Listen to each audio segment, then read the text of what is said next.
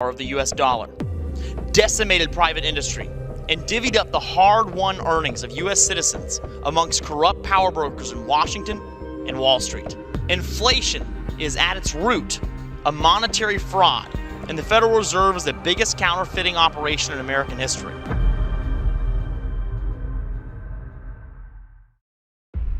Madam Speaker, what do you call a group of unelected, unethical, power-hungry bureaucrats making policy decisions?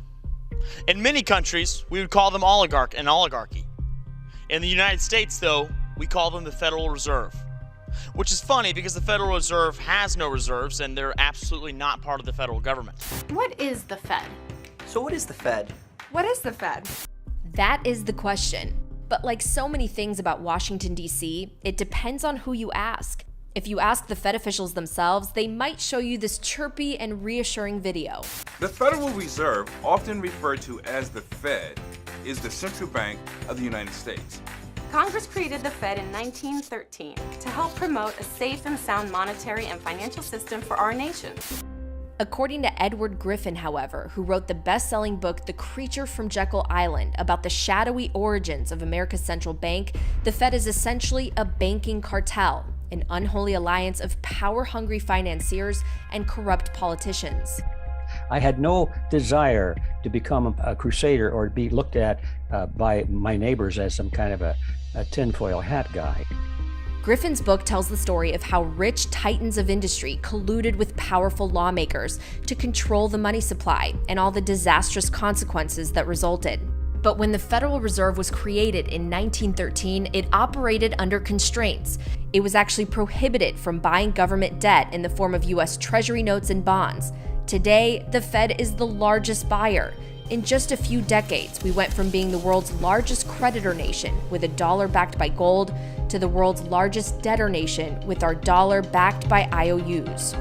The reason we have inflation is that the money supply is not pegged to something that takes human effort to produce. And it doesn't make any difference whether the industry that produces this debt-based money, whether it's a banking system or a government. The end result is the same. The Federal Reserve has a dual mandate to promote maximum employment and price stability. To help accomplish this, they set the Fed funds rate, or the rate at which banks borrow. This rate has steadily declined over the last 40 years, resulting in cheap capital flowing to large corporations. And that in turn contributed to globalization and asset inflation in stocks and real estate.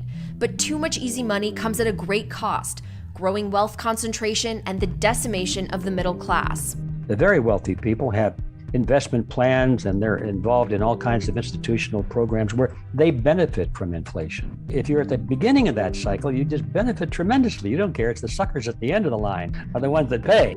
The Fed's target inflation rate is 2%, but CPI has ballooned since the COVID pandemic stimulus packages to over 4 times the norm. Can the recent Fed interest rate hikes get the inflation under control without breaking the economy? As Chair Jerome Powell admits himself, their tools and levers don't have surgical precision. Our tools they're blunt, but they are the right tools to deal with broad aggregate demand. In fact, we saw just how blunt they were during a series of rate hikes in the last high inflationary decade, the 70s. Before the infamous Paul Volcker, who's heralded for taming inflation through aggressive tightening and double-digit interest rates, 2 previous Fed chairs raised rates 7 and 10.5%, but pivoted quickly when recessions set in. And what that did was fuel more inflation, which may be why some analysts say current Fed Chair Jerome Powell is likely steering the economy toward even more inflationary pain in the coming year, when something in the system breaks and he's forced to pivot.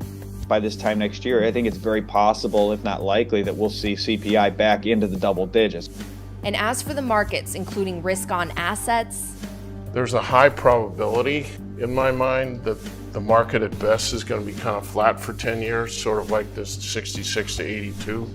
Today, markets wait with bated breath to see what 7 unelected central bankers decide to do with the world's reserve currency and interest rates. And in the end, they always print. They have to now. It's just math, and our debt is too high. For decades now, the Federal Reserve has diluted the purchasing power of the US dollar, decimated private industry, and divvied up the hard-won earnings of U.S. citizens amongst corrupt power brokers in Washington and Wall Street. Let me be clear. Inflation is at its root a monetary fraud, and the Federal Reserve is the biggest counterfeiting operation in American history. Last time we checked, counterfeiting was illegal, but that seems to depend on who's doing it and why. We're no longer playing the old inflation game where they just create money wildly because it's profitable. They're now creating money even beyond wild. It's just absolute insane because they're trying to literally destroy what's left of the system. They want it to come crumbling down so that everybody will be on our hands and knees, especially our knees, begging for food, clothing, shelter, medical care. And we'll be so grateful to the government because they send us the checks and they give us a pass to go to the hospitals as long as we obey. That's the name of the game.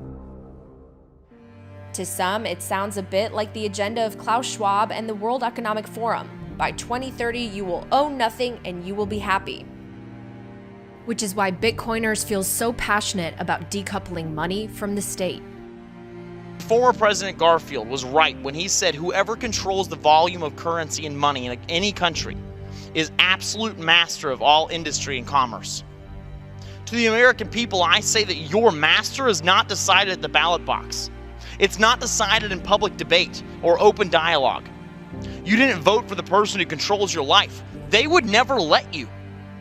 Your master is the machine of federal finance that in the name of quantitative easing stripped your right to property ownership away from you, turned your existence into a groveling attempt just to get by, and sucked every last drop of autonomy from the shriveled husk of what used to be a vibrant and prosperous nation.